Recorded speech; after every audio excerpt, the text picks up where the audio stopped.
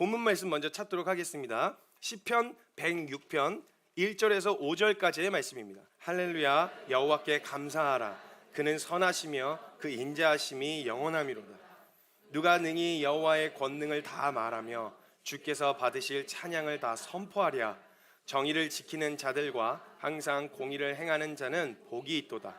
여호와여, 주의 백성에게 베푸시는 은혜로 나를 기억하시며 주의 구원으로 나를 돌보사 내가 주의 택하신 자가 형통함을 보고 주의 나라의 기쁨을 나누어 가지게 하사 주의 유산을 자랑하게 하소서. 아멘. 여러분, 아까도 말씀드렸던 것처럼 신앙생활을 하다가 어떤 상황이 딱 닥쳤을 때, 근데 그게 부정적인 상황이죠. 어렵거나 힘들거나 굉장히 괴로운 상황이 딱 봉착하게 됐을 때 이 상황이 해석이 안 될 때가 너무 어려워요. 왜 벌어진 건지를 알면 차라리 네가 잘못해서 너 거기에 대한 대가를 치르는 거야 라고 하면 그렇구나 하고 받아들일 텐데, 그러니까 그것도 힘든데, 그렇게 받아들이는 것도 힘든데 도대체 이 일이 왜 벌어진 건지에 대하여 이게 해석이 안 되고 결론이 안 내려질 때가 너무 어렵다는 거죠. 그래서 그런 어려움에 봉착하게 됐을 때 되게 어려워요. 이거 하나만 해결되어도요, 우리가 주제 말씀처럼 하나님의 신실하심과 하나님의 선하심을 의심하지 않는 확신, 어떤 상황에서도 하나님은 선하셔, 이걸 건들진 않는 거죠. 아무리 어려워도. 그러니까 하나님의 선하심과 신실하심을 확신하는 그 믿음만 우리에게 있어도 사실 어렵지 않아요. 그러니까 고통스럽긴 한데 이게 그렇게까지 휘둘리거나 어려워하지 않는단 말이에요. 근데 그 상황 때문에 뭐가 건드려지냐? 하나님의 선하심에 대한 믿음이 건드려진단 말이에요. 그러니까 이 상황도 해석이 안 되는데 하나님이 선하신 것까지에 대한 의심도 찾아 들어오니까 이거 다 이러다가 그냥 완전히 나 낙동강 오리알 되는 거 아니야? 약간 이런 생각들이 우리에게 찾아 들어와서 더 두렵게 만드는 거죠. 그래서 가만히 생각해 보면요, 이 그 믿음, 하나님은 선하시다라는 믿음만 확실하게 있어도 이 상황이 절대 절망으로 끝이 나지 않을 거라는 기대와 믿음이 생길 수밖에 없잖아요. 지금은 고통스러워도.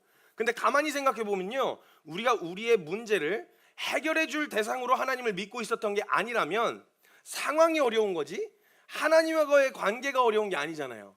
그렇죠? 지금 난 상황이 어렵고 이 사람하고 어려운 거였지 하나님하고 어려운 게 아니었는데 갑자기 이 사람하고 어려워지니까 하나님하고의 관계가 꼬이는 거예요. 갑자기 내가 원하지 않는 상황이 펼쳐지니까 하나님에 대한 믿음이 흔들리는 거죠. 왜 그러냐는 거죠. 우리가 만약에 하나님을 그런 인식, 이런 상황이 터지지 않게 해줄 하나님이나 내가 봉착한 어려움을 해결해 줄 하나님으로 믿고 있었다면 그러면 이어지겠죠. 근데 만약 그게 아니라 내가 하나님을 믿는 건 내게 어떤 것을 주실 것에 대한 것 때문이 아니라 주님을 사랑하고 그 주님 자체 때문에 하나님과 관계와 신앙생활을 이어가고 있었던 거라면 상황이 어려운 거지 하나님이 어려운 게 아니란 말이죠. 그런데 보통 이어지는 게 뭐냐면 하나님이 왠지 그렇게 하셨을 것만 같은, 혹은 하나님이 내가 뭔가 잘못해서 벌을 내리시는 것만 같은, 이게 자꾸 연결이 되는 거예요. 그러니까 자꾸 그게 흔들리게 되어진, 그 믿음이 흔들리게 되어지는 거죠. 상황이 힘든 건데 왜 신앙이 흔들리냐는 거죠. 마치 우리 믿음은 그런 상황들을, 우리가 살아갈 때 믿음이라고 하는 건 그런 상황들을 미리 사전에 예방하는 예방조치라고 생각하는 경우가 많은 거예요. 하나님을 믿고 따르면 그런 일들이 펼쳐지지 않을 거라는 암묵적인 인식이 깔려 있어서 그런 일들이 벌어지면 우리가 유한해서 벌어지는 일들이에요. 우리가 다 알지 못하고 입체적으로 다 볼 수 없는 사람들이기 때문에 항상 선택에는 오류가 생길 수밖에 없어요. 이게 전부인 줄 알고 선택을 했는데 알고 보니까 그게 전부가 아니었던 거죠. 그럼 그 선택에 대한, 다 보지 못해서 한 결정에 의한 일들이 벌어진 거잖아요. 그럼 그렇게 벌어진 상황에서 내가 잘못 선택한 거니까 그렇게 하면 되는데, 마치 이게 하나님이 신실하시지 않으셔서, 하나님이 선하시지 않으셔서라고 하는 의심으로 이어지게 되어진다는 거죠. 우리가 하나님을 믿는다는 그 믿음은요, 앞으로 벌어질 부정적인 상황이나 어려움들이 일어나지 않도록 예방하는 예방주사가 아닙니다. 예방조치가 아니에요. 믿음은 하나님 나 잘 믿고 있죠? 나 하나님을 향해서 신실하게 살고 있죠? 그러니까 하나님 이런 상황 허락해 주지 말고 평탄하게 잘 가게 해주세요. 이런 식의 믿음, 그러니까 믿음을 그렇게 인식을 하고 있으면 이런 상황이 벌어지면 당황스러운 거예요. 뭐야, 나 열심히 했는데 왜 이래? 나 열심히 잘 살려고 애를 썼는데 왜 이런 일이 벌어지는 거야? 이해가 안 되고 해석이 안 된다는 거예요. 우리가 그런 방향으로 신앙생활을 하니까 우리 앞에 봉착하는 어려움과 아픔 앞에서 제일 먼저 하나님의 신실하심부터 의심하는 거죠. 내가 노력은 애쓰고 노력하고 할 만큼 했다고 생각해, 하나님을 위해서. 그럼 하나님도 뭔가 있어야 될 거 아니야. 내가 그 정도 했는데. 한 이유가 뭐예요? 받으려고? 그럼 그건 온전한 관계가 아니라고 분명 말씀드렸어요. 내가 만약 얻을 게 있어서 잘해주는 건 수작질이지, 수작 부리는 거지, 이거는 그 온전한 관계라고 할 수가 없어요. 내가 이 대상을 사랑하니까 할 수 있는 결정일 때야 온전한 관계가 이루어지지 않겠어요? 하나님과 우리와 관계가 가장 건강하고 온전하려면 내가 얻을 무엇 때문에 그분이, 하나님이 원하시는 무엇을 해주려는 게 아니라, 내가 하는 이유는, 뭔가 하려고 하는 이유는 사랑하기 때문에 라고 하는 이유 외에는 다른 이유가 없어야 가장 건강한 관계잖아요.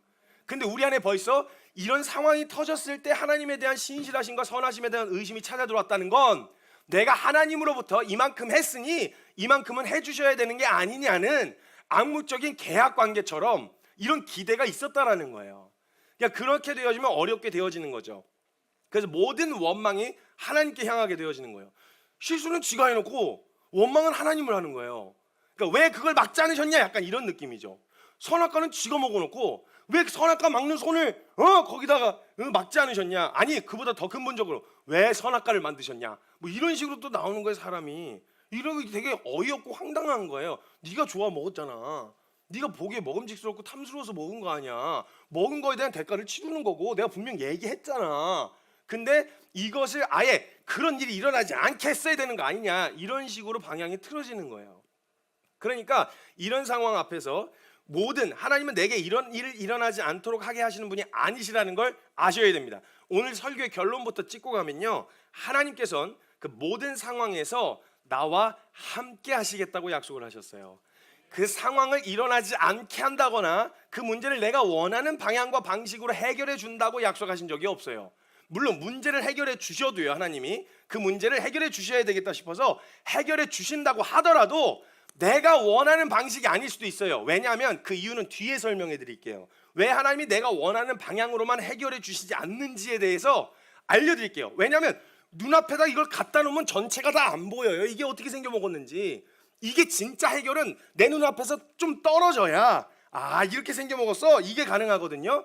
근데 이렇게 보이니까 이거 해결해 주세요, 저거 해결해 주세요가 진짜 해결이 아니란 말이에요. 진짜 해결을 하려면 주님이 이거 자체만을 치우는 것만이 아니라 이게 상관없는, 이게 있어도 없어도 상관없는 사람으로 바꾸신다든지, 아니면 그런 상황을 통해서 합력하여 뭔가 선을 이루시겠다든지, 하나님의 크신 계획과 뜻 안에서 하시고자 하는 방향이 있는데 난 내 눈앞에 이게 너무 크게 다가와 있으니까 이것만 해결해 달라는 거죠. 그래서 하나님은 그 기도를 들어주시면 그게 진짜 해결이 아니라는 걸 아셔서 원하는 방식대로 해결을 안 해주실 수도 있어요.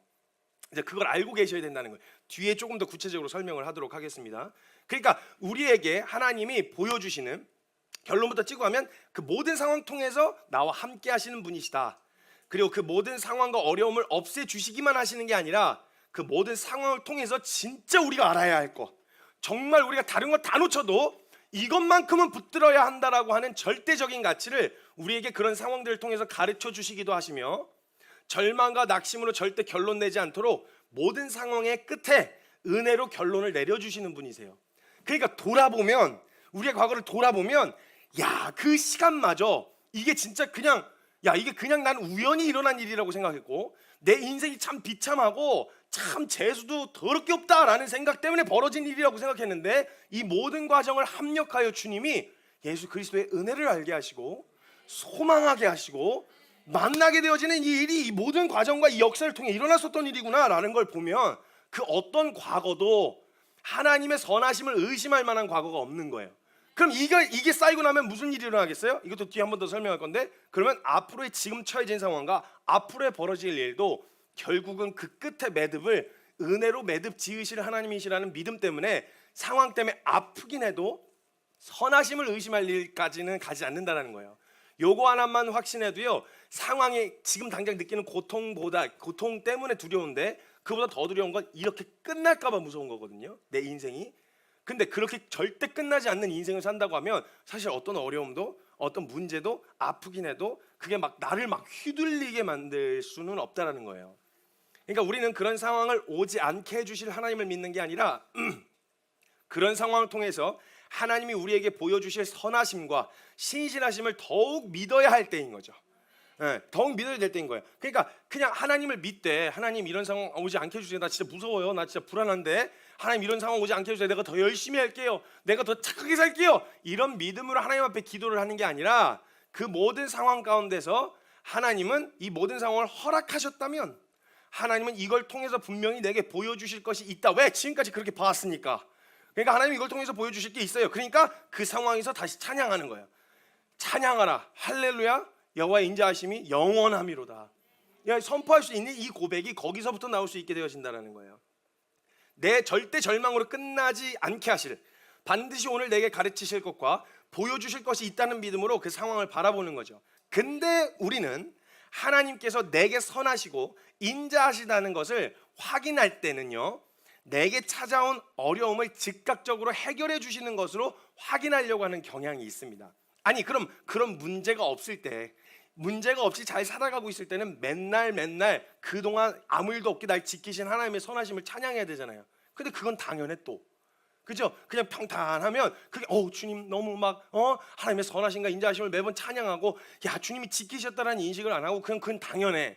근데 뭔가 문제가 터지면 왜 빨리 해결 안 해주세요? 빨리 해결해 주세요. 이거 문제를 빨리 이거 어떻게 해야 돼? 빨리 이렇게 해서 해결해 주시는 것으로 하나님이 내게 선하시다는 걸 확인하려고 하는 경향이 있다는 거죠. 물론 그렇게 해주실 수 있는 능력이 있으신 분이시고요. 성경에서도 왜 우리가 그런 기대가 생겼겠어요? 성경에서도 왕왕 그런 문제를 즉각적으로 해결해 주시는 하나님이 있으셨잖아요. 성경에 드러나 있었잖아요. 그러니까 마냥 틀리거나 잘못된 건 아니에요. 근데 우리가 원하는 수준과 우리가 원하는 방식대로 해결해 줄 거라는 기대를 갖고 있어서 그런 거예요. 근데 그 방식이 틀리면 뭐야 이게 이렇게 된다는 거죠. 근데 성경에서 보면요, 성경의 내용을 반쪽만 보면 안 됩니다. 반쪽을. 하나님이 그런 문제를 해결해 주신 하나님 능력만 보고 와 빨리 이 문제 해결해 주세요.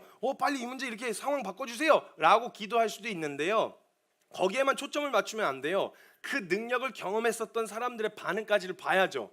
이게 진짜 그 인생에 도움이 되는지 안 되는지를, 그 기적을 맛보고 그걸 보았던 사람들의 반응까지를 봐야 왜 이렇게 안 하시는지를 알 수 있을 거 아니에요. 근데 그 능력에만 초점을 맞추고 있으면 당연히 그거 달라고 나도 그거 달라고 하죠.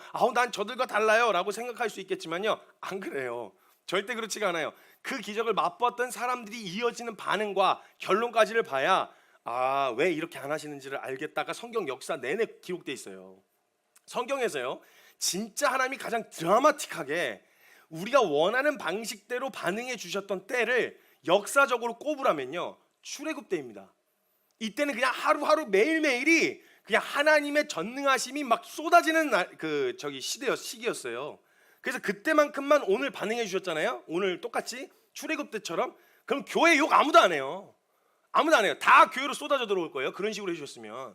그냥 말 안 들어 그냥 막 메뚜기 막 개구리 막 이러면서 막 이렇게 해주시면요, 그러면 바로 다들 그냥 하나님 앞에 엎어진단 말이에요. 요즘에 그러면 욕 안 해. 교회 욕 안 한다고요.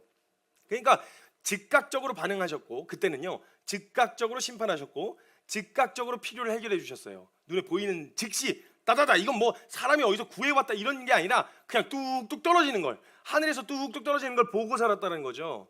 해결해 주셨어요. 그래서 출애굽 할 때 당시에 10가지 기적부터 시작해서 그 재앙 심판부터 시작해가지고 거기 앞에서 홍해를 가르시는 사건부터 시작해서 그 이후에 마라의 쓴물 사건 이후로부터 시작해서 하늘에서 떨어지기 시작한 만나, 그 다음에 또 고기 먹고 싶다니까 메추라기, 목마르다니까 반석에서 물이 막 쏟아져. 수백만이 상상할 수 없는 방법으로 주님이 행하시는 일들을 두 눈 뜨고 목격을 한 어마어마한 사건이었어요. 그래서 가나안 거민들도 간담이 서늘해요. 그 행하신 일을 듣고 간담이 서늘했다고 이야기를 하고 있단 말이에요. 그 즉각적으로 필요를 채워주시고 해결해 주셨어요. 그러니까 만나와 메추라기를 먹는데 심지어 있잖아요, 여러분 우리는 뭔가 다 소모품이잖아요. 그죠? 근데 그 사람들이 입고 있는 옷은 그 헤어지지도 신발이 닳지도 않았어요. 이거 완전히 치트키친 거예요. 이걸 누가 감당하냐고요? 전 세계에 있는 어떤 인간들이 신발도 헤어지지 않고 식량이 하늘에서 공급되고 필요할 때마다 반석에서 나는 물을 마시는 민족을 누가 감당하겠냐고요. 이거 완전히 치트키치고 게임한 거랑 똑같은 거예요. 감당이 안 되는 거예요. 너무 사기인 거죠. 사기 캐릭터였어요 이때 이스라엘은. 그래가지고 모양새는 도망자들이고 방랑자나 불황자들 같은데 완전 무적 치트키를 치고 있는 거예요. 지금 못 건드는 거예요. 아니 그 사막 한복판에서, 광야 한복판에서 40년을 뺑뺑이 도는데 굶어 죽은 인간이 없어. 지 죄값으로 심판받아 죽은 인간은 있는데 굶어 죽은 사람이 없는 거예요. 이건 진짜 말도 안 되는 거예요. 심지어 가나안 정복 전쟁 때에도 그 치트키가 유효했어요. 아니 그게 무슨 전략이에요? 뺑뺑이 도는 게 무슨 전략이냐고. 그렇게 해서 전쟁 못 이길 사람이 어디 있어요? 뺑뺑이 돌다가 와 하면 무너져 내리는 이런 싸움을 싸우는 민족이 어디 있냐고. 이런 치트키가 어디 있냐고요. 그러니까 완전히 그 시기적으로 본다면요, 그 이때 진짜 하나님의 기적과 능력들이 마구 쏟아지던 시기였어요. 딱 이때. 그래서 아마 전체적인 성경의 맥락과 전체적인 역사의 관점으로 봤을 때 여리고성 전투 그 이후부터의 역사를 가만 살펴보잖아요. 그러면 출애굽부터 광야 그리고 여리고성 전투까지 나타났던 이런 전 국가적이고 스케일이 엄청 큰 이러한 기적들은 제가 봤을 때 성경에서 딱 여기까지였어요. 그 이후에 개개인에게 보여주신 자잘자잘해 보이는 기적들이 있긴 있었으나 한 국가가 제국과 다른 여러 가지 나라를 상대로 보여지게 된 이런 스케일이 빠방한 기적들은 요때 이후로 잘 나타나지 않아요. 그러니까 사람들이 이 모세 오경을 보면서 유대인들이 기대했던 게 뭐냐, 이 정도의 스케일의 기적으로 자신들을 다시 한번 제국화 시켜줄 메시아를 기다린 거예요. 하나님을 기대할 때 그런 하나님을 기대하고 있었던 거죠. 그러니까 이런 빠방한 스케일을 또 기다리고 또 기도하고 있는 거예요. 근데 지금 이 하나님께서 그 시기적으로 연속적이고 반복적으로 나타났던 건 딱 여리고성 전투 이후부터는 거의 끊겨요. 잠깐 하나님이 선지자들이나 사사들을 보내서 그 상황에서 필요한 기적들은 조금씩 보여주셨지만 완전히 무슨 이 가나안 정복 전쟁 할 때처럼의 막 그런 어마어마한 일들이 잘 일어나지 않는다는 거예요. 막 태양아 중천에 머물러라, 막 하늘에서 그냥 만나 뚝 떨어지고 그냥 메추라기 그냥 뚝 떨어지고 그냥 반석에서 물이 팍 하고 터져 나오고 그냥 막 구름 기둥 쫙 내가 있는 곳만. 그래서 구름이 따라와. 그래서 들어가면은 이게 내가 햇빛에 노출되려고 해도 구름 기둥이 가려주고 불 기둥이 온도를 지켜주는, 와 이런 말도 안 되는 이런 진짜 직접적인 보호와 돌보심이 느껴졌단 말이에요. 이런 어마어마한 스케일들이 막 스케일 큰 기적들이 막 나타났는데 보면은 그 이후엔 뜸해요. 하늘의 만나를, 그러니까 더 이상 이 기적에 의존해서 살면 안 돼요. 그걸로 충분했어요. 그러니까 이제는 그 하나님을 봤으니 오케이, 그 하나님을 믿는 믿음이 기반이 되어서 일상을 살아가는 거예요. 이제는 일상을 살아가게 되는 거예요. 그런데 이 사람들은 희한하게 당당하고 되게 떳떳해. 막 그냥 수학이 안 되고 이게 잘 안 나와, 이렇게 이건 걸로 막 하지 않아. 왜? 이 사람들은 하늘에 떨어지는 만나를 받잖아. 그러니까 안 나와? 뭐 진짜 안 나오면 뭐 만나 주시겠지. 하긴 해. 열심히 하긴 해. 똑같이 파종하고 똑같이 수확하고 물 주고 막 이런 것들을 다 하지만 그 믿음이 깔려 있으니까 하나님이 진짜 마지노선에 가서 하나님 두 손 두 발 들고 내가 어찌해 볼 수 없는 상황 앞에 딱 놓여지면 주님은 하늘에 만나를 내리실 분, 반석에서 물을 솟게 하실 분, 구름 기둥과 불 기둥을 지키실 분이라는 걸 알기 때문에 거기에 연연하지 않는 거예요. 그게 그때 가능했었단 말이죠. 아니 가능했었어야 했어요. 가능했었어야 했단 말이죠. 그걸 봤으니까. 근데 개개인에게 나타났던 그런 기적들은 짜잘한 기적들은 있었지만 국가적으로 나타난 이 기적이 그 이후에 뜸하게 나타나고 연속적이고 반복적으로 나타나지 않게 되어져. 이건 매일매일이 그랬거든요 그때는.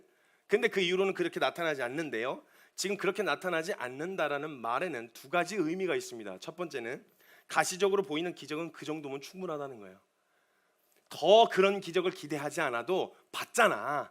하나님 살아계시고 어떤 분이신지 봤지. 그러니까 더 이상 또 그 기적을 기다리지 말고 제발 그걸 좀 믿는 믿음으로 이제는 좀 살아봐, 이 얘기인 거예요. 가시적으로 보이는 기적은 이 정도로 충분하다. 하나님의 능력과 스케일을 확인하기에는 그 정도면 충분하다는 거예요. 더한 일도 하시는 분이시지만 주님이 무에서 유를 창조하시는 분이신데 그걸 보여주면 무를 일단 만드셔야 되는 거잖아요. 그럼 인간도 못 보잖아요. 다 무가 되니까. 그럼 그것까지 보여줄 수 없고 결국은 자연 법칙 안에서 그것을 거스르는 자연 법칙에 포함되어 있는 분이 아니라 그 밖에 계시는 분이라는 걸 보여주려면 결국은 그 자연 법칙을 거스르는 것만 같아 보이는 일들을 하셔야 되잖아요. 원래는 지금 전 우주가 기적이에요. 근데 이게 반복되다 보니까 일상이 됐을 뿐인 거죠. 근데 주님이 그러다 보니까 이들이 하나님 꼭 당연한 거 아니야? 그럼 원래 되어진 거 아니야? 이렇게 보니까 아니야, 이건 내가 말씀으로 창조한 전능하신 하나님이 반드시 있다라는 걸 보여주시기 위해서 그 자연 법칙을 거스르는 것만 같은, 갑자기 그냥 뚝딱 하늘에서 그냥 뚝딱, 그냥 하나님이 날씨와 이런 모든 것을 주관하실 수 있는 분이시라는 거.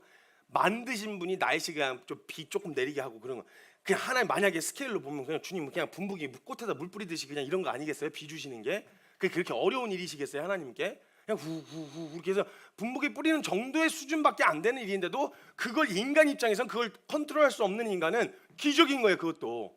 그러니까 그 정도를 보여주셨어요. 출애굽할 때 이스라엘 백성들에게. 왜냐면 모르니까. 애들이 너무 몰라서 하나님에 대한 믿음이 생기지 않을 거에 대한 부분이 있기 때문에 그런 가시적으로 보여주시는 것들을 보여주셨지만 됐어, 이 정도면 충분해. 아니 뭘 더 보여줘야 돼? 이 정도면 충분한 거 아니야? 그러니까 여기까지가 충분하다 이 얘기인 거예요. 거기서 딱 멈췄다는 건. 그러니까 그 능력을 가지시고 그 능력과 스케일이 크신 분이시라는 걸 확인하기에는 충분했다는 거죠. 그래서 광야 생활을 통해서 항상 기록하라고 하셨어요. 왜? 이후에 또 그런 기적이 필요하지 않도록 이런 하나님이 있으셨어. 이렇게 이스라엘을 책임지셨으니까 이 하나님을 믿는 믿음으로 이제 너희는 그냥 살면 돼. 얼마나 자유로워. 만약에 진짜 가다가 죽기밖에 더해? 이런 거죠. 이런 사람들 있잖아요. 안 죽으려고 바둥바둥 사는데 뭐 죽기밖에 더해? 근데 왜 그렇게 살 수 있는 이유가 뭐냐? 하나님, 우리가 믿는 하나님은 죽은 자를 살리실 수도 있는 분이시라는 거니까. 그러니까 죽기밖에 더 하고 가능한 거예요. 그러니까 누구보다 떳떳하고 누구보다 당당한 게 하나님을 믿는 사람들이어야 된단 말이에요. 근데 뭔가 자꾸 위축되는 게 뭐냐면 이 상황을 자꾸 그렇게 연결시키는 거예요. 그때 보여주셨던 기적 오늘도 다시 보여달라는 거예요. 아니 이거 필요 없다니까. 지금 성경에서 계속 얘기하시는 게 그거 필요 없다고. 너희가 자꾸 표적을 구하고 기적을 구하는데 너네 그거 필요 없다니까. 이 얘기를 계속 하신단 말이에요. 충분한 거예요. 그 정도면.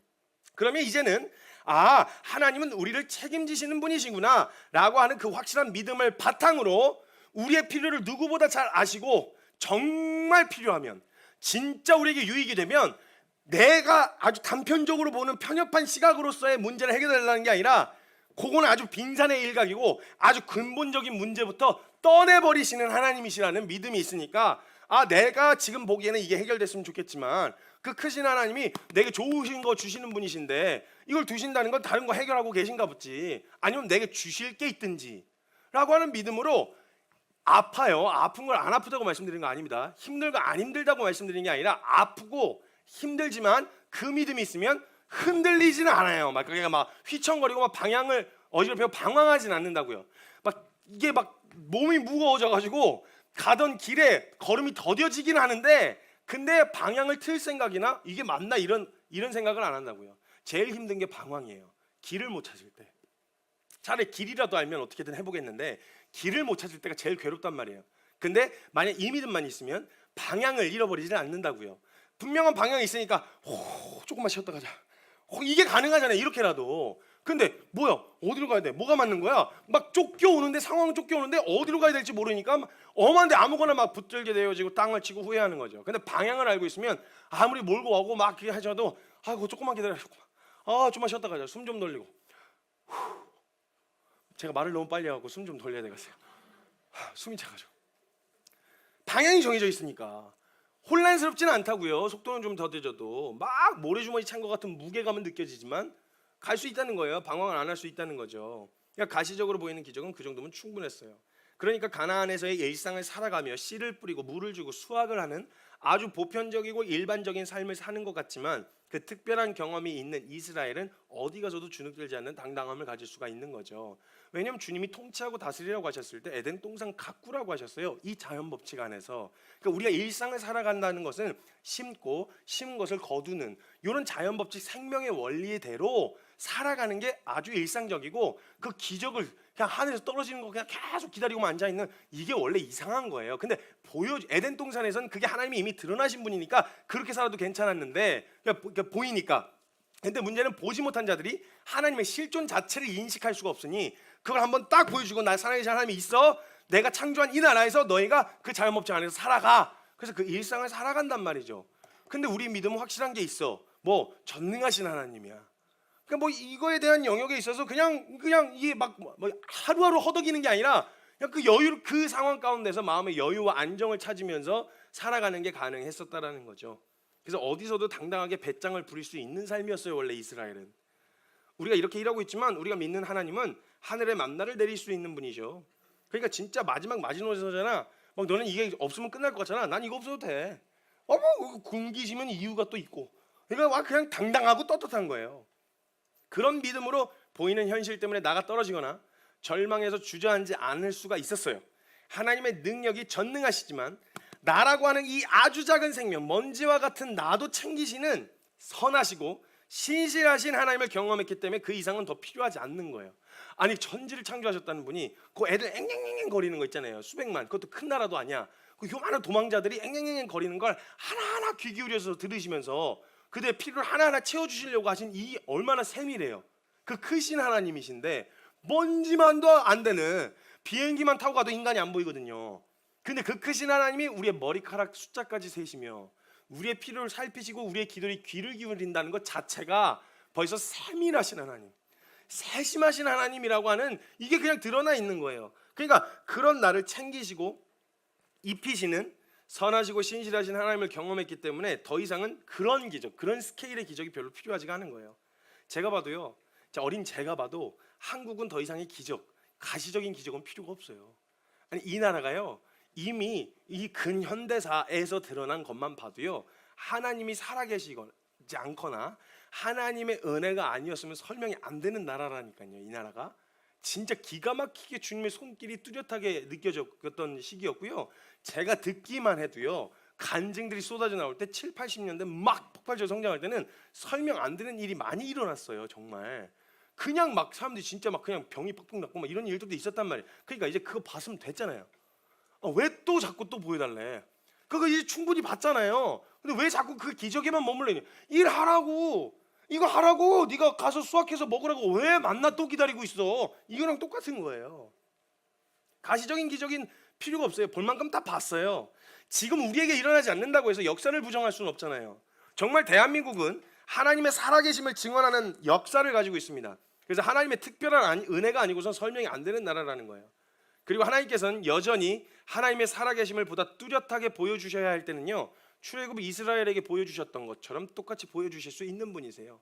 설명 안 되는 일이 일어나기도 해요. 근데 그 정도로 막 그 정도의 이런 스케일로까지는 아니더라도 필요할 때 하나님의 살아계심을 드러내셔야 될 때, 들려주지 않은 자가 없어서 듣지 못하는 자들에게는 하나님의 살아계심을 이렇게 드러내 보여주시고 나타내 보여주시기도 하세요. 왕왕 이미 만물 가운데 드러나 있지만 능력과 신성이 그가 지으신 만물에 분명히 보여 알려졌긴 했지만 진짜 완악하거나 진짜 얘는 이거 보여주지 않으면 안 되는, 진짜 이건 막 후드로 패든지 뭘 하든지 해가지고 어떻게든 보여줘야 되는 사람들에게는 보여주세요. 그러니까 기적을 보셨다. 여러분이 얼마나 완악하신지를 확인하신 거예요. 기적을 보여주셨다면.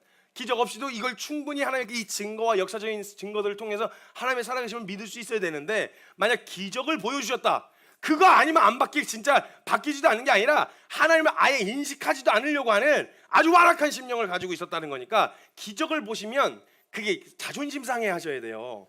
아니 하나님, 내가 그렇게 나쁜 놈이에요? 내가 그렇게 문제 있어요? 이거 왜 나한테만 보여줘요? 왜? 이렇게 기분이 나쁘셔야 돼요. 사실 보고 나서 믿느냐, 보지 않고 믿는 자 복되도다 하셨잖아요. 그럼 난 봐버렸네? 그걸 보지 않고 믿는, 뭐야, 나도 보지 않고 믿으려고 그랬는데. 이게 자존심 상하셔야 되는데 그걸 자꾸 보여달라는 것 자체가 지금 성경 거꾸로 가고 계시다는 거잖아요. 벌써 이걸 이렇게 이해하셔야 된다는 거예요. 그래서 하나님께서는요, 여전히 하나님의 살아계심을 뚜렷하게 보여주셔야 될 때는 보여주시지만, 하나님은 이걸 한번 명백하게 보여주신 다음에는 그 다음에 어떻게 이 은혜가 전달되길 원하시냐, 그것을 경험한 증인들의 경험과 그 받은 은혜를 통해서 삶으로 증언되길 원하세요. 그냥 그 기적의 하나님, 그럼 다 뭘 기대하겠어요? 그냥 기적 보여주시는 하나님, 동떨어져 있지만 기적 보여주시는 하나님, 이런 식의 관계를 원하신 게 아니라 그 살아계신 하나님의 능력을 보았고 그 크신 하나님이 날 살피시는 것을 경험한 그 은혜의 증인들이 하나님과의 온전한 관계 안에서 누리는 그 삶을 보고 우와 나도 그러면 너도 그 은혜 받을래? 이렇게 해서 삶으로 증언되길 원하셨어요. 삶으로. 그냥 눈에 보이는 가시적인 걸로 증명되기보다는. 그래서 그렇게 충분한 에게 보여주셨기 때문에 그런 가시적인 기적, 그러니까 일상을 벗어난 어떤 특별한 일들은 사실상 더 이상 필요로 하지 않는다는 생각이 들어요. 저는 이미 충분하게 보여주셨기 때문에요. 그리고 더 이상 그런 기적을 나타내 보여주시는 것이 의미가 없기도 한 이유가 요 다음 이유에 등장하는데요. 두 번째, 그게 왜 그 역사적인 순간으로 그렇게 출애굽 이후에 가나안 입성까지의 기적으로만 딱 나타나고 그 이후에는 이렇게 뜸하냐? 두 번째, 봤잖아요.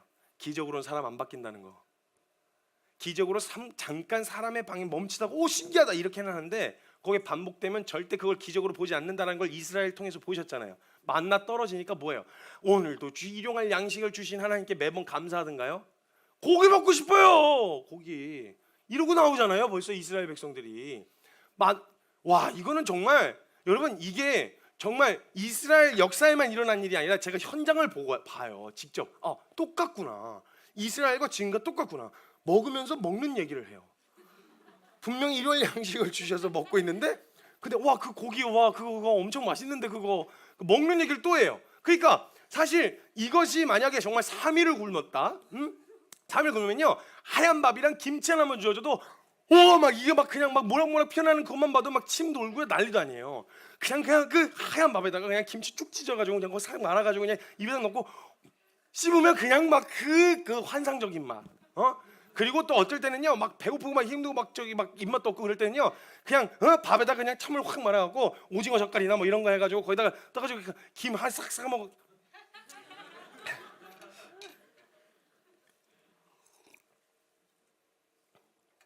근데 그게 익숙해지고 그게 일상이 돼버리면 그 다음부터 특식 찾는 거예요. 그게 특식인데 그게 일상이 되고 나면 또 다른 특식을 찾는다고요. 그렇죠? 이게 인간의 본성이란 말이에요. 기적으로는 절대 사람 안 바뀌어요. 이 문제만 해결해 주시면 주님 잘 믿을 것 같죠? 안 그래요. 이 상황과 이 관계만 해결해 주시면 주님 잘 믿을 것 같죠? 안 그런다고. 인간이 그런 존재가 아니라는 걸 주님이 누구보다 창조하신 주님이 더 잘 아시죠. 그 마음의 생각을 감찰하실 수 있는 분이신데 이런 방향으로 가고 있다는 걸 그럼 이걸 계속 보여주면 어떻게 하겠어요? 안 해요. 여러분 만약에 월급이 한 달에 500씩 나라에서 나오면 일하실 분 이거 쉽지 않아요. 아니 한 달에 매달 먹고 살 모든 것들이 다 충분하게 충족되는데 그 누가 일을 하겠어요? 누가 가꾸겠냐고요?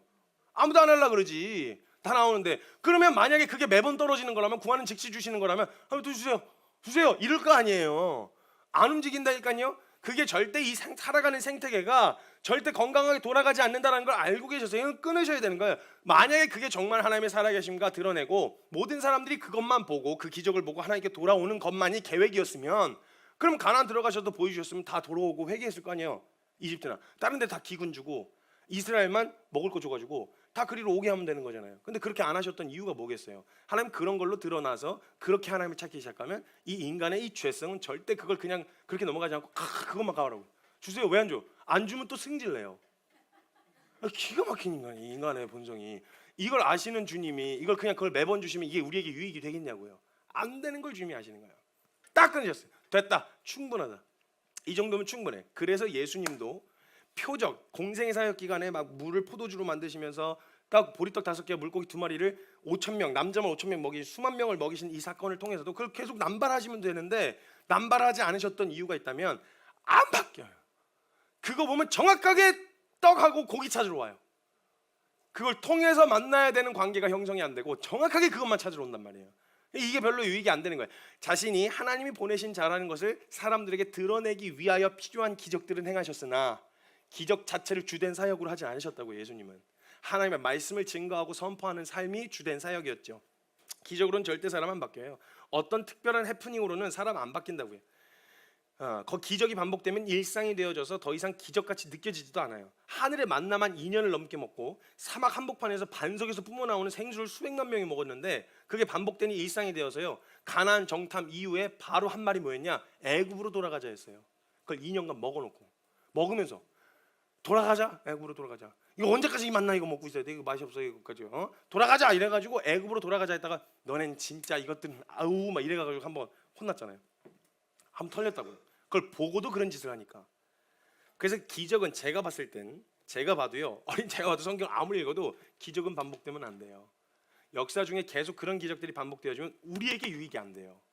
그걸 주님이 너무 잘 알고 계시는 거예요.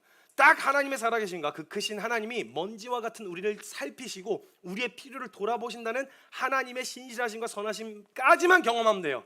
그 정도로 충분해요. 그 다음부터는 그냥 그 모든 순간 가운데 그냥 그 믿음으로 살아가는 것이 충분하고 하나님과의 온전한 관계 안에서 누려지는 것이 가능하다라는 거예요. 충분하다는 거예요. 기적으로 사람이 바뀌는 게 아니고요. 그 기적을 통해 본 하나님을 알게 되어서 그 하나님을 알아가는 만큼 변하게 되어지는 거지 기적 자체가 사람 못 바꿉니다.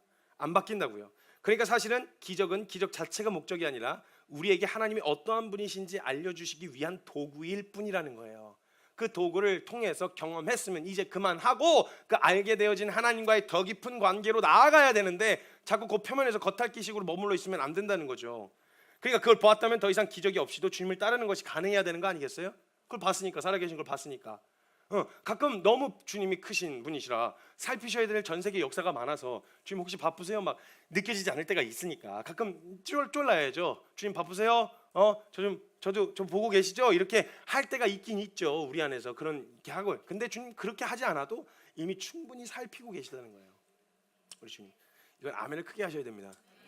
여러분, 주님이 살피고 계세요, 여러분을. 그냥 일상에서는 하나님이 전혀 필요 없고 문제가 생겼을 때만 나타나서 해결해 달라는 문제 해결사 정도로 취급하고 있다는 이야기가 다를 게 없는 게, 기적을 요구하고 기적을 원하기만 하는, 거기서 더 나아가지 않는, 거기에 머물러 있는 태도가 이것과 다를 게 없다는 거예요.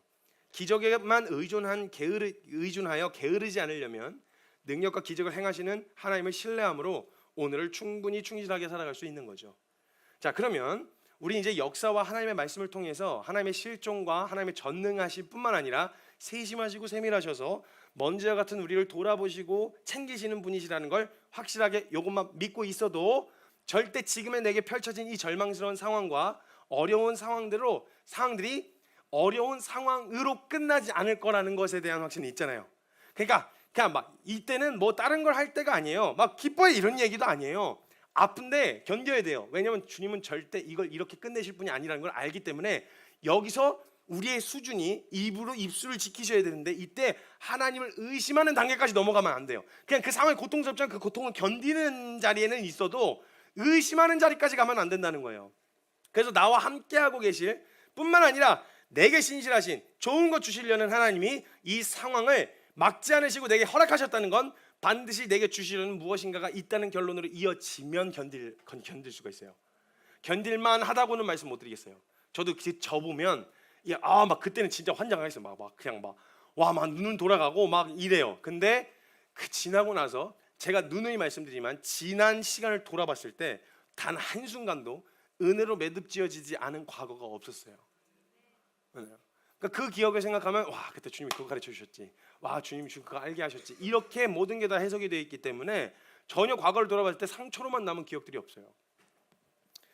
절대 지금의 남의 절망스러운 상황으로 끝나게 두지 않으실 거라고 하는 확실한 믿음이면 그 결론으로 이어지면 그 상황을 이겨낼 수 있지 않겠냐는 거예요. 그런데 우리가 그런 어려운 상황에서 추풍낙엽처럼 그냥 막 확 나가 떨어진 이유가 있다면 그 상황을 통해서 하나님은 신실하시고 선하시다는, 그리고 내게 좋은 것 주시는 분이시라는 믿음이 흔들려 버렸기 때문에 나가 떨어지게 되어지는 거거든요. 그것이 하나님을 의심하게 하고 나를 불안하게 하고 이런 일을 허락하신 하나님을 향한 오해와 원망이 쏟아져 나오기 시작하잖아요. 하나님, 나 왜 그러는 거예요? 왜 나만 갖고 그러세요? 저도 이거 얘기했었거든요. 왜 나만 갖고 그래? 왜 나만 못 살게 굴어요? 왜 나만 이런 일이 터지는 거예요? 이런 이야기들을 다 저도 했었거든요. 그러니까 그런 원망이 쏟아져 나오는 거예요. 이게 의심이 되니까. 그러니까 이 상황을 받아들일 수도 없고 어려움에서 벗어나질 못하고 있는 거예요. 자, 오늘 읽었던 본문 말씀을 가만히 살펴보면요, 시편 106편은요 쓰여진 시기와 배경을 봤을 때, 그 글의 문맥으로 봤을 때 뭐 학자들이 함께 추측하며 이게 해석을 하는 방향은요, 말 뒤럽게 안 들어가지고 이스라엘이 하나님한테 그 말씀하셨던 대로 이방 민족에게 다 팔려갔다가 하나님, 저희가 진짜 잘못했어요, 저희가 진짜 말씀대로 순종하지 않았어요, 이래가지고 하나님의 은혜의 기회로 포로 귀환한 후에 쓰여진 시라는 그런 이제가 대세적입니다. 대체적으로 그렇게 해석을 하고 있는데요. 그러니까 쓰여진 시가 예루살렘으로 귀환한 포로기 이후에 쓰여진 거라고 유추해 볼 수 있는데, 왜냐하면 시편 오늘 읽었던 본문 말씀 5절까지 읽었는데 그 6절 이하부터 원래 다 읽으려고 했는데 그러면 이제 성도님들이 마음이 되게 어려워지세요. 본문부터 시간이 훌쩍 가버려서 언제 끝내겠다는 거야? 막 이런 생각이 드실까봐 제가 일단 5절까지만 읽고 제가 말로 빠르게 설명하려고 해요. 자, 5절 6절부터 보면요, 이스라엘의 전반적인 역사를 다 훑고 있어요. 그 시편을 보면요. 그래서 출애굽 이후와 가나안, 그리고 결국은 그렇게 기적을 나타내 보이셨으나 돌이키지 않았던 이스라엘의 악심으로 우상 숭배하다가 이방 나라에 팔려간 이야기들까지 다 기록하고 있죠. 왕 열왕기사 그 왕정 시대는 지나갔다는 거예요. 지나갔으니까 지금 이것을 쓰여진 시기로 본다면 팔려갔다가 포로 귀환이 이루어진 그때의 시기로 보고 있다라는 거죠. 그리고 이방 민족에게 팔려갔는데 긍휼을 잊지 않으신 하나님의 은혜로 다시 팔려간 나라로부터 돌아오게 되었다는 역사까지 기록되어진 것으로 보아서 그 시기로 유추해 볼 수 있는 거예요. 그래서 시편 106편에서는요 출애굽 역사와 가나안 역사에 많은 비중을 두고 있어요. 왜? 아까 말씀드렸던 것처럼 그 전능하시고 신실하신 하나님에 대해서 명확하게 찍고 시작하는 거죠. 이런 일들을 행하실 수 있는 분이라는 것이 너무 명백하게 이스라엘 가운데 드러난 역사를 가지고 있기 때문에 처음에 굉장히 이제 106편 전체의 흐름과 문맥을 보면 그 출애굽 역사에 굉장히 많은 비중을 두고 있어요. 제가 지금 말씀드렸던 것처럼.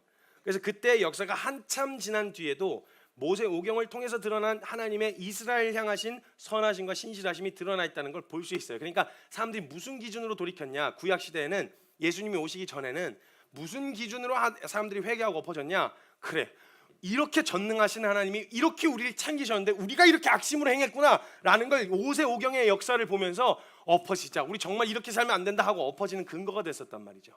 그러니까 이 기적은 꼭 필요하긴 했었다는 거예요. 근데 반복적이지 않았다는 건 그걸 보고 그 믿음으로 살았어야 했는데 그렇게 하질 않고 자기가 원하는 우상숭배의 자리로 떨어져 있었다는 거죠. 그래서 그 신실하심이 드러나 있는데도 그걸 악이용해서 결국은 6절에서 7절 말씀 한번 보시면요, 우리가 우리의 조상들처럼 범죄하여 악을 행하며 악을 지었나이다. 사악을 행하며 악을 지었나이다. 우리의 조상들이 애굽에 있을 때에 주의 기이한 일들을 깨닫지 못하며 주의 크신 인자를 기억하지 아니하고 바다 곧 홍해에서 거역하였나이다. 이게 거역한 역사가 쭉 나와요. 또 악을 저질렀다고 이야기해요. 다시 말씀드리지만 기적으로는 절대 사람 안 바뀝니다. 오히려 그걸 이용하려 들지 그 본 기적으로 만족하는 인간은 없다는 거예요. 어찌되었건 그들의 역사를 살펴보면 지금 포로 귀환한 다음에 지금 이스라엘 역사를 돌아본 거잖아요. 그럼 그 역사를 살펴보면요, 이스라엘이 좀 흥왕했다라고 여겨지는 시기는요, 사실 다윗 왕 때랑 솔로몬 왕 때 이후에는 전 세계 패권을 잡아본 적이 없어요. 이스라엘은 맨날 이리 털리고 저리 털리고 대한민국처럼 약간 그 강대국들 사이에 껴갖고 맨날 털렸던 것처럼 이스라엘의 역사를 가만 살펴보면 막 흥왕했던 시기는 솔로몬 때가 그때 정점을 찍었고요. 다윗 때도 사실 그렇게 크거나 이렇게 흥왕하지는 않았었어요. 그래서 전 세계를 제패하고 있었던 제국으로서 군림하던 때가 없었다는 거예요. 맨날 털리고 깨지고 뭐 이런 역사밖에 없어요. 그리고 그 전능하신 하나님이 함께 하셨는데도 불구하고 그들의 역사에서는 애굽, 그러니까 제국이 넘어가는 패권이 아수르, 바벨론, 바사, 그 다음에 이후에 이제 로마 제국까지 오는 동안에 한 번도 패권을 줬던 적이 없었어요. 그 살아계신 하나님이 함께 계시는데. 이스라엘 역사는요 되게 부실해요. 이게 뭐야? 왜 이런 나라를 갖다가 이런 성경에 수십억의 인구가 이 내용을 믿냐고 라고 생각이 들면 되게 어설프고 부실해요. 초라한 변방의 나라와 같았어요. 나라 구실도 제대로 못하고 민족성 자체가 발전하기가 참 어려운 민족인 것 같아 보였어요. 대한민국처럼요. 그래서 그들이 가지고 있는 역사는 노예, 고난, 역경, 억압, 침략 등으로 계속 얼룩져 있었어요. 이스라엘 역사는 참 초라하기 그지없는 나라였다는 거죠. 근데 지금 그걸 지금 초라하게 망가져 있는, 포로 귀환한 이후에 다 회파되고 다 망가져 있는 그 나라와 그 상태와 그 지난 역사들을 보면서 쓴 시가 지금 106편이에요. 근데 그 처음을 뭐라고 시작한 줄 아세요? 찬양하라. 그 상황을 보고 있는데 지금 처음 시작 고백의 시편의 처음 고백이 찬양하라로 시작하는 거예요. 그 처참한 역사를 보고 난 뒤 고백이 할렐루야 여호와께 감사하라. 그는 선하시며 그 인자하심이 영원함이로다. 아니 지금 내 눈에 보는 건 포로 귀환한 후에 나라 구실도 못하고 있는 역사를 보고 있다니까요 지금. 그리고 그 관점으로 지난 역사를 봐도 한 번도 이스라엘이 흥왕했었던, 전 세계에 패권을 쥐고 그 전능하신 하나님이 함께 하신 민족이 전 세계를 쥐락펴락한 적이 없다니까요 아무리 살펴봐도. 그런데 그런 역사를 두 눈 뜨고 지금 보고 있는데 그걸 보면서 쓴 시가 할렐루야 여호와께 감사하라예요. 그 인자하심이, 그는 선하시며 그 인자하심이 영원함이로다 라고 선포한단 말이에요. 하나님의 선하심과 인자하심을 찬양하고 있는 거예요. 하나님이 이스라엘이 이방 민족에게 침략을 당해 포로로 끌려가는 것을 막지 않으셨지만 그 처참한 역사를 보고 듣고 경험한 민족, 그 시대에 살았던 사람들이 그 처참한 역사가 사실은 하나님을 향한 원망과 선하심에 대한 의심으로 가지 않고 이걸 하신 이유가 있었음에 대하여 확실하게 깨닫고 그 선하심을 찬양하는 거예요. 이렇게 되어진다고요.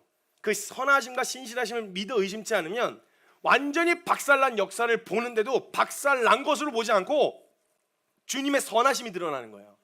하나님께서 와 주님 그렇게 하셨어야 했습니다. 저희 그냥 그거 만약에 하나님 경외함 잃어버린 채로 그 역사가 흥왕했더라면 어떤 꼴 났을지 주님 뻔히 아는데 그대로 가는 것을 내버려 두지 않으시고 우리의 발걸음을 멈춰 세우셔서 다시 주님을 찾을 수 있는 자리에 세우셨으니 하나님 은혜입니다. 감사합니다. 찬양하라. 주님 참 선하십니다. 이 고백이 가능해진다는 거예요. 이 상황을 막아주시진 않으셨지만 그 절망스러운 역사를 절망으로 두지 않으시고 반드시 보여주셨어야 하는 것을 보여주셨기 때문에 이들은 원망하지 않고 그 선하심을 찬양했어요. 자, 이것과 같이 지금 우리가 처해 있는 모든 상황 앞에서 하나님의 선하심을 의심하지 않고 그 신실하심을 오해하지 않는다면요, 우리는 지금 시편 6편에서 쓴 상태에서 쓴 시와 같이 우리도 이 상황 앞에서 쓴 눈물이 나오고 있지만 이게 마음이 감당이 안 될 만큼 쓴 눈물이 나오지만 그 상황 앞에서 찬양하라. 할렐루야. 주님을 찬양하라. 주께 감사하라. 주의 인자하심이 영원하미로다. 이게 오늘 우리의 입술에서 고백이 될 수 있다라는 거예요. 하나님의 신실하심과 선하심만 굳게 흔들리지 않는다면 그 상황을 바라보는 우리의 시선 자체가 달라지는 거죠. 그러면 우리는 따로 어려움을 헤쳐나가고 이겨낼 힘이 필요한 게 아니라 그 선하심과 신실하심을 믿는 믿음이 필요하다는 걸 알게 되어지는 거죠. 그러니까 이 상황은, 벌어진 상황은 하나님이 선하지 않으셔서 벌어진 상황이 아니라 이때는 하나님이 선하심과 신실하심을 더 굳게 믿어야 할 때라는 거죠. 그러니까 이걸 의심과 오해로 결론 나지 않아도 된다는 거예요. 그러면 다른 거 다 흔들려도 하나님의 신실하심과 선하심을 믿는 믿음만 흔들리지 않으면 사방에 우겨쌈을 당하여도 우리는 그 자리에 견뎌내고 서 있을 수 있게 되어진다는 거예요. 자, 여기까지 딱 이해하고 끝나면 그러니까 다 안다고, 내가 그거 다 안다 아이가, 내가 들었다고, 지금까지 네 지금 몇 년 동안 지금 그 얘기만 하지 않았냐고, 다 안다고. 그러니까 그걸 어떻게 의심하지 않을 수 있냐고. 이게 이제 궁금해지실 거예요. 그렇죠? 본론은 여기부터인데 거의 다 끝났어요. 걱정하지 마세요.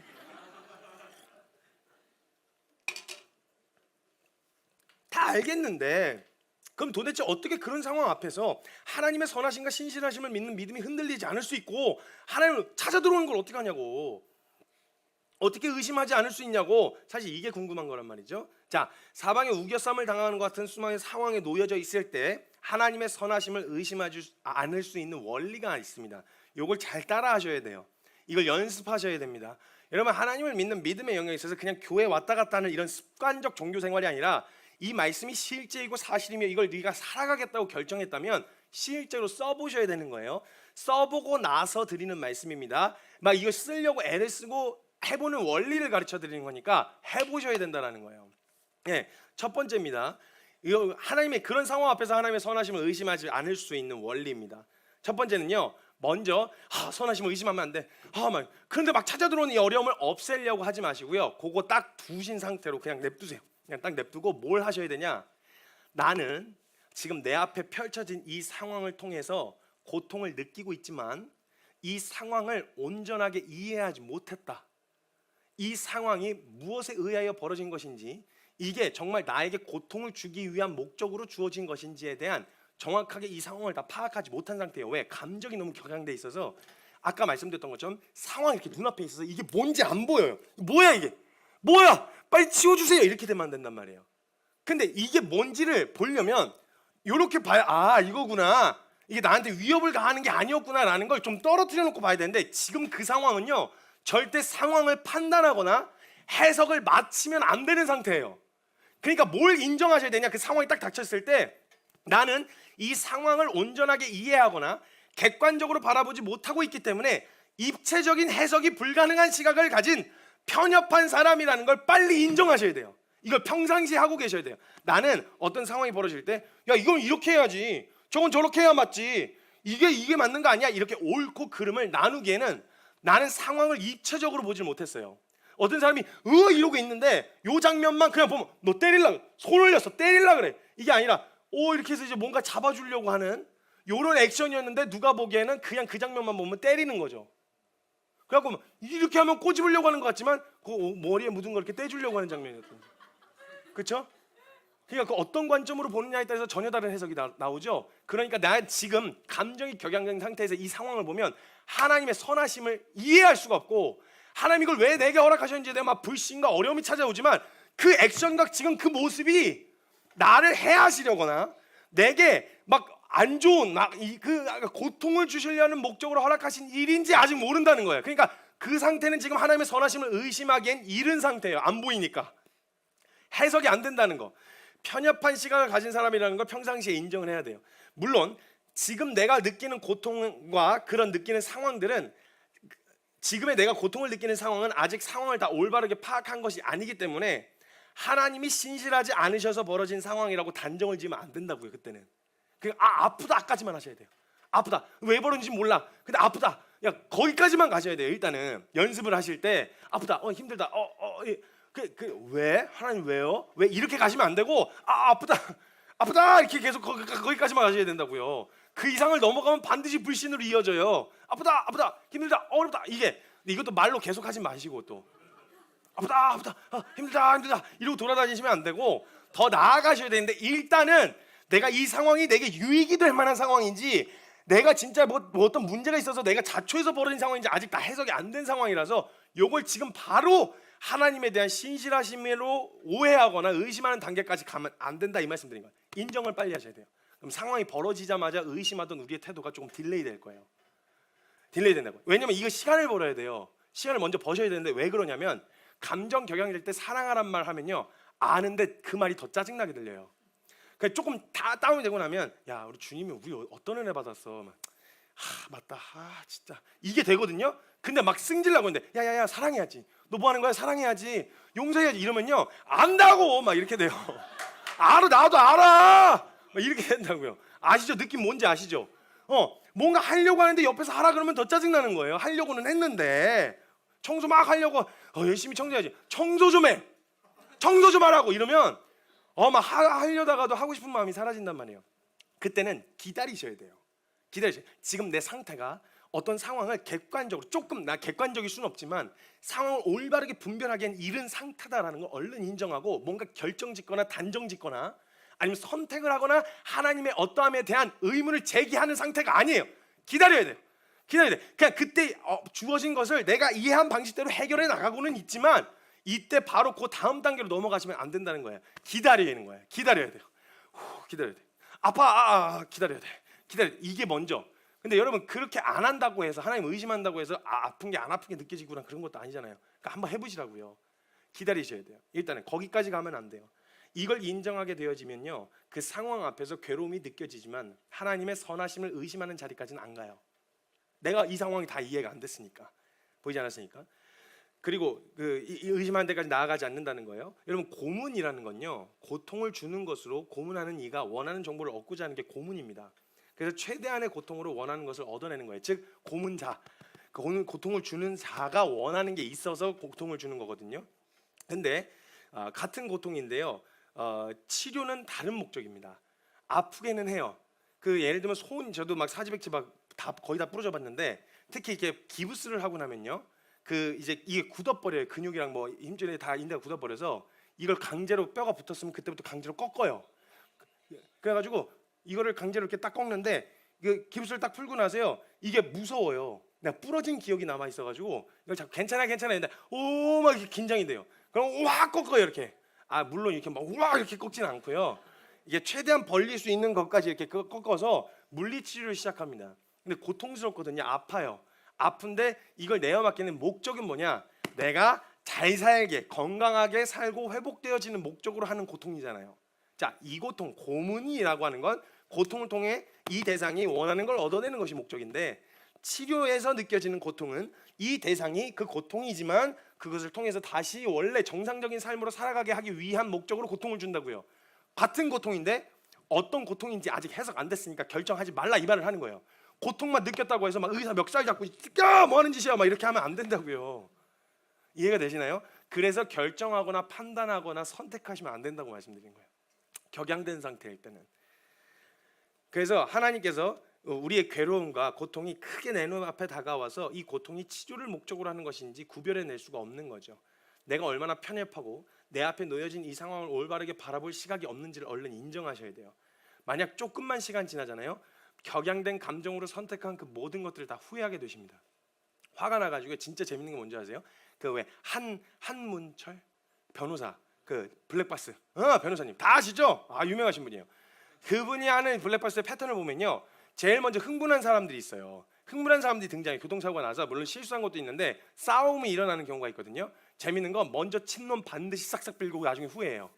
지금 화가 나가지고 일로 와 막 이래가지고 막 그게 오히려 멋있는 것처럼 막 창문에 열어 막 나오라고 막 이래갖고 막 하이바 막 들고 막 이러려고 하는 모습들이 나타나는데요. 그거 하고 나서 감정 다운되잖아요. 왜 그랬지? 그 합의금 물어주고 할 때 보면 그 후회가 막심하거든요. 그냥 지나가면 되는 걸 갖다가 그걸 굳이 끼어 들어가고 멈춰 세워갖고 내려가지고 별게 다 나와요. 차에서 사람들 막 낫도 나오고 막 전기 3단봉도 나오고 총도 나오고 요즘에 총도 나왔어요. 또 총도 나오고 막 골프채 나오고 야구바타 나오고 별의별 들 수 있는 거 다 들고 나와요. 사람들이 요즘 뭐 보니까 야 정신 나간 사람 많다 이런 생각이 드는데 제가 보면서 항상 느꼈던 건 뭐냐면 저렇게 나와서 하루도 안 지나서 반드시 후회할 거거든요. 격양된 감정으로 뭔가 선택했다가 그 선택에 대한 결과를 격양된 감정으로 치르는 게 아니잖아요. 다운이 된 상태로 치르다 보니까 제가 그때 정신을 좀 놓은 것 같습니다. 죄송합니다. 한 번만 합의해 주시면 안 돼요? 이렇게 할 걸, 자존심을 또 굽혀야 되는 걸 그거 한 번 못 참고 그렇게 되어진다는 거예요. 그러니까 격양된 상태에서 뭔가 선택하면 안 된다는 말씀을 지금 계속 반복적으로 드리는 거예요. 그때 고백이나 진짜 하나님 왜 그러는지 모르겠어요 라고 하는 입 밖으로 뱉는 이걸 선택을 해버리시면 주워 담을 수도 없고 어떻게 해요 나중에. 그러니까 그때는 감정이 격양되고 낙심이 된 상태로 보면요, 떨어뜨려 놓고 보면 얼마든지 그 시간을 통해서 깨닫게 되어지는데 그 격양된 상태로 보면 그게 전부인 것처럼 보여요. 그래서 그렇게 생각하면 절대 이 상황을 납득할 수도 이해할 수도 없는 거예요. 마치 이 상황이 하나님이 내게 선하지 않으셔서 일어난 일인 것만 같은 생각이 찾아 들어오는 거죠. 그래서 처음에 이런 일이 일어나지 않게 하시는 하나님을 생각하고 있는 게 위험하다고 말씀드린 거예요. 하나님은 그렇게 믿으면 안 돼요. 이런 일을 사전에 미리 예방해 주시는 하나님, 문제가 발생하면 해결해 주시는 하나님으로만 믿고 있으면 이런 상황이 벌어지는 것 자체가 바로 곧바로 하나님에 향한 선하심에 대한 의심으로 이어지기 때문에 그렇게 하시면 안 된다는 거예요. 그래서 그런 벌어진 이 상황 자체만으로 하나님의 신실하심을 의심할 이유가 없어지는 거죠. 그래서 우리가 잘못된 믿음을 가져서 잘못된 기대를 하게 된 거고, 잘못된 기대 때문에 하나님을 오해해서 실망하게 된 거예요. 하나님 그런 약속 안 하셨거든요. 난 너와 항상 함께하겠다 그러셨지. 뭐 하세요 하나님? 나는 함께하겠다니까. 이거 빨리 나서서 빨리 해결해 주세요. 이거 빨리. 이런 식의 관계가 어색해질 이유가 없어요. 사실 이렇게까지 갈 이유가. 근데 우리가 하나님을 잘못된 기대를 가지고 있었고, 잘못된 믿음이 생겼고, 잘못된 믿음 때문에 하나님을 오해해서 실망하게 되어졌다는 거예요. 자기 혼자 시켜준다고 하지도 않았는데 자기 혼자 기대했다가 자기 혼자 실망한 거죠. 이렇게 되어진다는 거예요. 한번 제가 이런 일이 있었어요. 훈련을 시키다가 여러 가지 이유가 있어갖고 이 사람의 위치를 이렇게 팀장이나 아니면 팀원의 위치를 이렇게 바꿀 때가 있어요. 사역을 할 때. 근데 팀원의 위치를 바꾸면, 왜냐하면 이 역할을 감당하고 맡겨져서 이 일을 감당했으면 좋겠다는 어떤 것이 보이는데, 이걸 감당하려는 사람이 여기서 이걸 잘 감당하려면 이걸 반드시 경험해봐야 돼. 그래서 이렇게 해서 자리를 옮겼단 말이죠. 근데 이 사람이 느끼기엔 제가 싫어해서 좌천시켰다고 생각을 하는 거죠. 그러니까 자기 혼자 오해한 거예요. 그래서 막 혼자 어려워해요. 막 어려워해요. 그래가지고 제가 나중에 막 서운했다고 감정이 좀 다운된 다음에 저한테 와서 서운했어요. 전 그런 걸로 되게 서운하고요. 막 되게 어려웠어요. 막 이렇게 얘기를 할 때 내가 그거 너한테 한번 이야기를 했었는데 이런 이유와 이런 목적 때문에 여기에 간 거라고. 이거 경험 안 하면 너 거기 가서 제대로 그 일을 감당할 수가 없어. 그랬더니 그제서야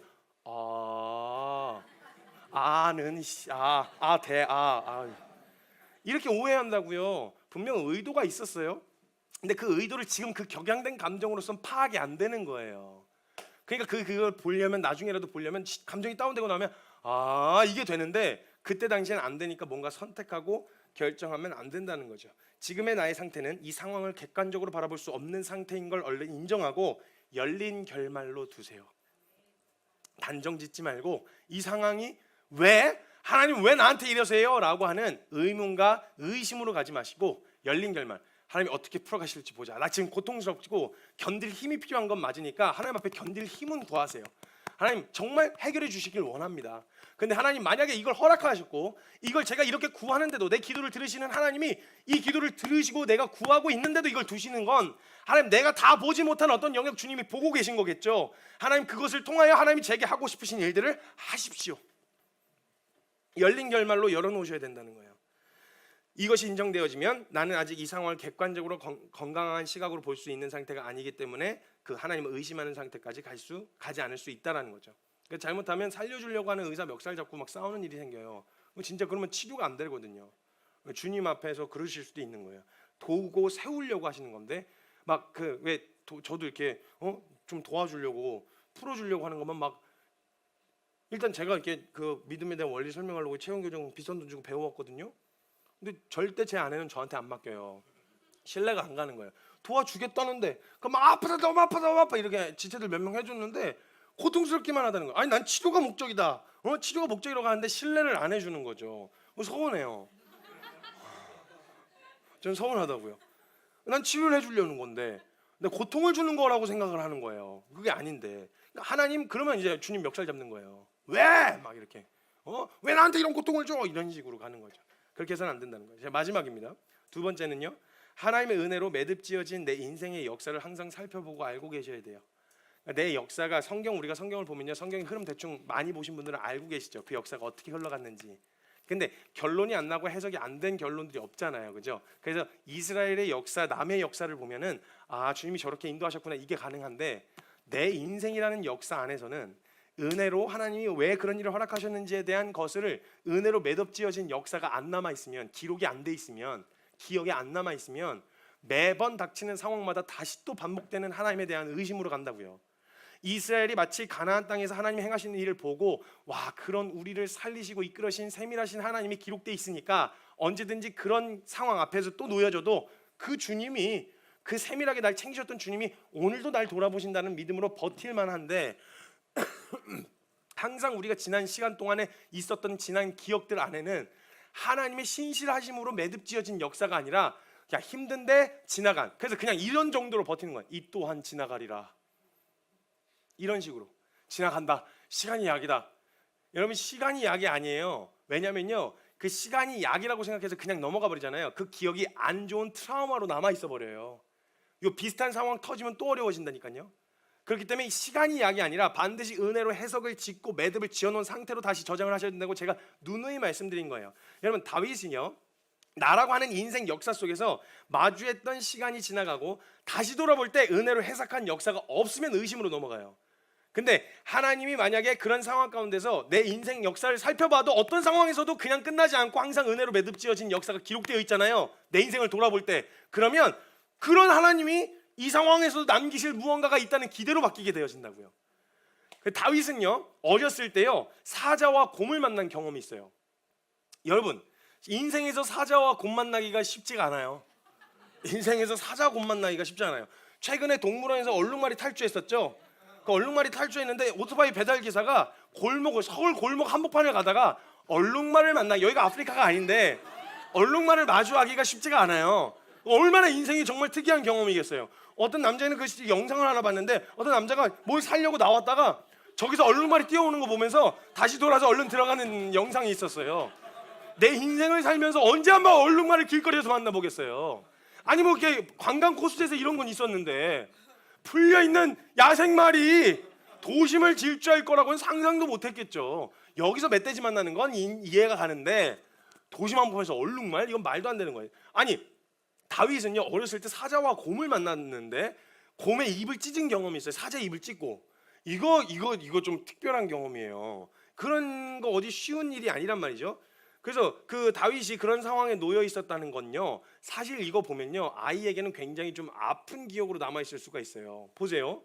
다윗이 어렸을 때 가족으로부터 충분한 보호와 사랑을 받지 못했다는 게 드러나잖아요. 일단 거기 그 사자와 곰이 나올 수 있을 만한 데다가 애를 갖다 놨다는 얘기니까 그리고 누가 보호해 준 사람도 없이 혼자 내 양 뺏어간다고 그 10몇 살짜리가 뛰어가 갖고 사자 입을 벌려서 양을 끄집어내는 게 말이 되냐고요. 그러니까 가족으로부터 보호와 사랑을 관심을 받지 못했다는 게 일단 드러나니까 자신의 인생을 생각할 때 항상 그 사랑받지 못한 것에 대한 그 기억들 그래서 날 사랑해줘 이러고 쫓아다닐 만한 충분한 근거가 되어질 수 있다라는 거죠. 그리고 그 어린 소년이 사자와 이리 곰이 사는 그 허벌판에 놓여져서 외로이 홀로 양을 쳤었다는 의미니까 다윗은 그 시간을 생각하면 사실 그때 나 혼자 그러고 있어 왔다가 야 혼자 너 사자와 곰 만나면 기분이 어떤지 알아? 물려가는 양을 보면서 꼭 나갔더라고 내가. 막 이런 식으로 묵상을 했다거나, 야 진짜 저 끌려가는데 다음은 내 차례인가 싶더라고. 야 아무도 불러도 대답 없는데, 가족들을 불러도 대답이 없고 누구 아무도 도와줘. 뭐 119가 있어, 112가 있어. 아무것도 없는 그 상황에서 나 잡혀가면 끝인데 가족들은 나 잡아 죽으면 죽은 줄은 알까? 한 달 뒤에나 찾는 거 아닐까? 얘 어디 갔냐 이러다가 찾는 거 아닐까? 이런 식으로 막 우울하고 그냥 우울한 역사로 기록되기에 충분하지 않아요, 사실? 그렇단 말이에요. 사실 그 인생에서 만났던 그 시간들이, 그 외로웠던 그 시간들이 외로움, 우울감, 난 사랑받지 못했어, 난 관심받지 못했어에 대한 기억으로 기억될 수 있는 충분한 상황인데 다윗은 그렇게 결론 안 났어요. 그때 그 쓸쓸하고 외로웠었던 게 사실이었지만 그때를 추억하면 다윗은요, 그 순간에 주님과 되게 친밀하게 그 사람의 손길이 뚜렷하게 느껴졌었던 그 기억으로 남아 있어요. 다윗은 쓸쓸하게 혼자 들판에 벌판에 있었던 시간이 아니었고, 그 시간을 생각하면 주님과 함께했던 시간, 주님이 그런 위협으로부터 날 지키셨던 시간으로 기억으로 남아 있어요. 그러니까 이 기억이 남아 있으니까 다윗이 똑같은 도망자와 불황자의 삶으로 들어갈 때의 이 기억이 그의 입술에서 시편 23편을 고백하게 한 거예요. 시편 23편이 시기적으로 봤을 때 압살롬이 반역을 일으켜서 도망자가 돼서 도망치고 있었던 때 쓰던 시예요. 그럼 여러분, 이게 뭡니까? 이쯤 하면 그만하는 거 아닙니까? 하나님 너무 잔인하신 거 아니에요? 내 인생 왜 이래요? 맨날 도망자야. 머리에 기름칠이라도 안 했으면 이런 일 안 일어났을 텐데, 맨날 수십 년간 도망자 생활해서 이제서야 좀 간신히 좀 안정적으로 사나 싶었더니 또 이래. 이렇게 생각할 만도 한 상황 아니겠어요? 진짜 난감하고 어떻게 해볼 수 없는 상황이었어요. 왜냐하면 내가 이 반역을 진압을 하자니 반란 일으킨 압살롬을 죽여야 되고, 이걸 냅두자니 내가 도망자가 돼서 내 충성스러운 종들이 다, 부하들이 같이 딸려 나와야 되는 이 상황에서 뭘 어떻게 결정해야 돼요? 만약 낙심할라 치면 얼마든지 그렇게 할 수 있었는데, 다윗의 기억 속에 쓸쓸히 진짜 누구도 어떻게 해볼 수 없을 것만 같은, 마치 자기들이 도망자가 돼서 고생을 하는 건 지 아들 살리려고 이러는 거라고 하는 시선이 느껴지지 않았겠어요? 다윗에게는 안 그랬어도 다윗 스스로가 그랬을 거예요. 다윗 성품상. 근데 다윗은요, 그 상황에 딱 놓여졌는데, 어찌 해볼 수 없는 상황 앞에 딱 놓여져 있을 때 지난 역사를 살펴보면 다윗의 기억 속에는 항상 하나님은 신실하셨어요. 그러니까 뭐라고 이야기하냐, 지금 이 상황에 놓여져 있는데 거기서 그 자리에서 그 상황, 막 쓴 눈물이 나오는 상황에서 쓴 눈물을 흘리면서 뒤집어 쓰고 걸어가는데 시편 23편을 읊는 거예요. 여호와는 내게 목자시니 내게 부족함이 없으리로다. 그가 나를 푸른 초장에 누이시며 날 쉴만한 물가로 인도하시는도다. 내 영혼을 소생시키시고 자기 이름을 위하여 의의 길로 인도하시는도다. 내가 사망의 음침한 골짜기로 다닐지라도 해를 두려워하지 않을 것은 주께서 나와 함께 하심이라. 주의 지팡이와 막대기가 나를 안위하시나이다. 주께서 내 원수의 목전에서 내게 상을 차려주시고 기름을 내 머리에 부으셨으니 내 잔이 넘치나이다. 내 평생의 선하심과 인자하심이 반드시 나를 따르리니 내가 여호와의 집에 영원히 살리로다.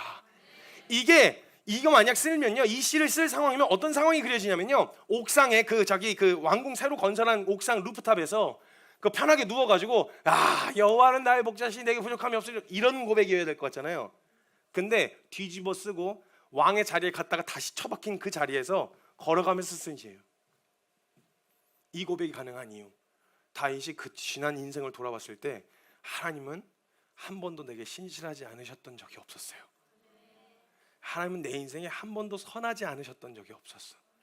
그러니까 오늘 난 이 상황에서도 이 상황을 절대 절망으로 끝을 내지 않으실 그 선하신 하나님을 믿는 믿음으로 이 고백이 가능한 거예요. 시편 23편의 이 고백이. 사랑하는 성도 여러분, 오늘 나를 낙심하게 할 만한 상황에서 우리가 시편 23편을 부를 수 있게 할 수 있는 건, 내 지난 시간을 돌아볼 때 내 인생에 새겨진 하나님의 은혜와 신실하심이 묻어 있을 때 가능합니다. 그때와 같이 오늘의 이 상황과 사건도 은혜로 매듭지으실 하나님을 믿어 의심치 맙시다. 그 기억, 그 역사 가운데서 하나님은 신실하셨던, 나는 불성실했어도 주님은 내게 너무나도 성실하셨던 그 기억이 남아있으면, 그 기억이 오늘 그 낙심할 만한 절망스러운 상황 앞에서 시편 23편을 노래하게 할 수 있는 거예요. 여러분, 어떻게 예수님 만나셨어요? 지금 어떻게 주님이 여기까지 인도하셨죠? 여러분의 역사와 인생 가운데 하나님이 어떻게 인도해 주셨어요? 늘 그 역사가 해석되지 않은 기억으로, 고통으로만 기억에 남아 있으신가요? 아니죠. 하나님의 은혜로 그래 지나고 봤더니 주님이 참 그거 알려주셨구나, 그거 깨닫게 해주셨구나, 이거 알려주신 거구나 라고 하는 은혜로 매듭지어진 그 역사가 오늘 이 상황에서 시편 23편을 노래하게 하는 거예요. 그 믿음의 고백이 오늘 저와 여러분에게 함께 올려질 수 있었으면 좋겠습니다. 이 시간 잠깐 같이 좀 기도합시다.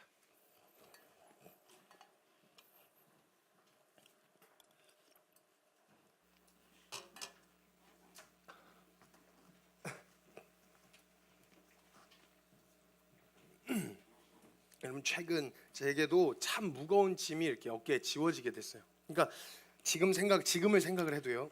지금 이 자리에서 생각을 해봐도 이런 상황이 펼쳐지면 어떻게 해야 되지? 방향을 어떻게 잡아야 되지? 어떻게 헤쳐나가야 될지가 지금도 막막해요. 막막했어요.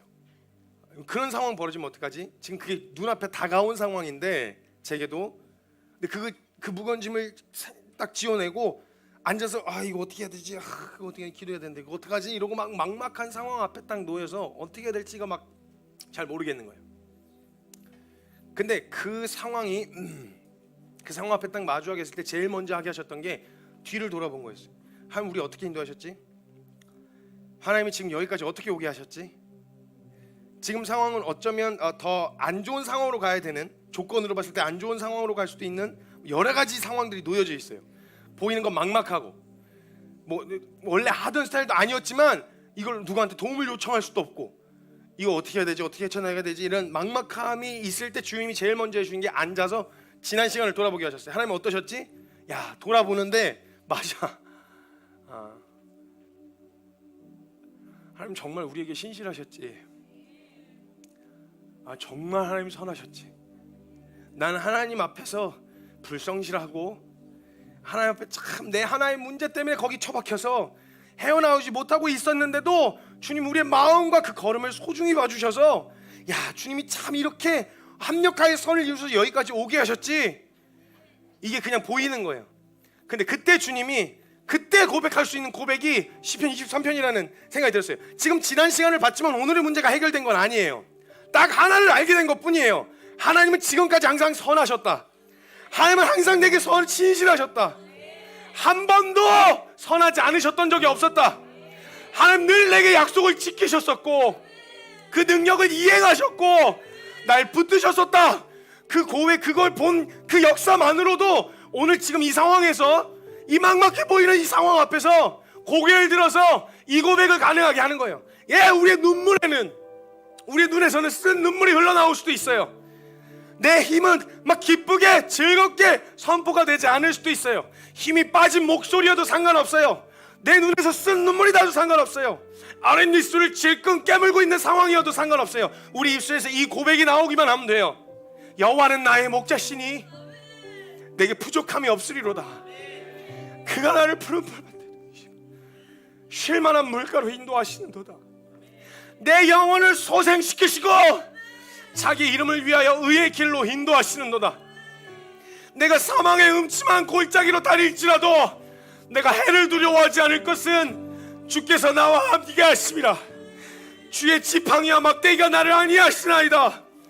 주께서 내 원수의 목전에서 내게 상을 차려주시고 기름을 내 머리에 부으셨으니 내 잔이 넘치나이다. 내 평생의 선하심과 인자하심이 반드시 나를 따르리니 내가 여호와의 집에서 영원히 살리로다. 사랑하는 여러분, 이 고백 주님 앞에 올려드리십시다. 앞에 시편 23편 띄워주세요. 우리 주님 앞에 고백할 때 구절을 다 못 외우신 분들은 그 고백을 주님 앞에 뱉으시면 돼요. 찬양으로 고백으로 뱉기 원하시는 분들은 그렇게 뱉으시고, 하나님 앞에 어떤 상황이든 상관없어요. 우리에게 처해진 상황이 다양한 상황이어도 하나님의 신실하심은 영원하십니다. 그 신실하심을 노래하자는 거예요. 각자의 상태로 고백하세요. 울고 싶으시면 울면서 고백하세요. 기쁨에 찬 사람들은 기쁨으로, 절망스러워서 힘이 안 나온 사람은 낙심한 목소리로, 상관없어요. 그러나 우리 이 고백에서, 우리 입술에서 이 시편 23편이 고백되어져야 합니다.